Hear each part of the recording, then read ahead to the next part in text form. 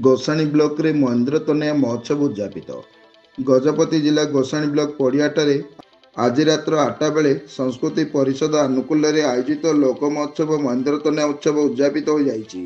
शिल्पपति doctor Tirupati Panigrahi, जिलापाल विजय कुमार दास, जिला परिषद मुख्य उन्नयन अधिकारी डॉक्टर गुणनिधि नायक, बनखंड अधिकारी सानंद, पंचायत समिति अध्यक्ष एन वीरराजू, बीडीओ गौरचंद्र पट्टनायक, गोसाणी जिला परिषद सदस्य एस बालराजू, तहसीलदार नारायण बेहरा प्रमुख मंचासीन रही आज यह उत्सवटी पालन करथिले।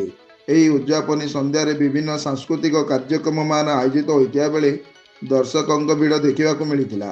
ଏହି ଅବସରରେ ବିନଳା ନୃତ୍ୟାନୁଷ୍ଠାନର କଳାକାରମାନଙ୍କ ଦ୍ୱାରା ପ୍ରଦର୍ଶିତ ଭୂତକେଳି, ସ୍ଥାନୀୟ ସ୍କୁଲ ପିଲାଙ୍କ ସମ୍ବଲପୁରୀ ଲୋକନୃତ୍ୟ ଏବଂ ଘୁଡ଼କି କଳାକାରଙ୍କ ନୃତ୍ୟକଳା ସହ ଗଜପତି କିନ୍ନର ସମାଜ ପକ୍ଷରୁ ନୃତ୍ୟ ପ୍ରଦର୍ଶନ ଅତି ଉଚ୍ଚକୋଟୀର ଥିଲା।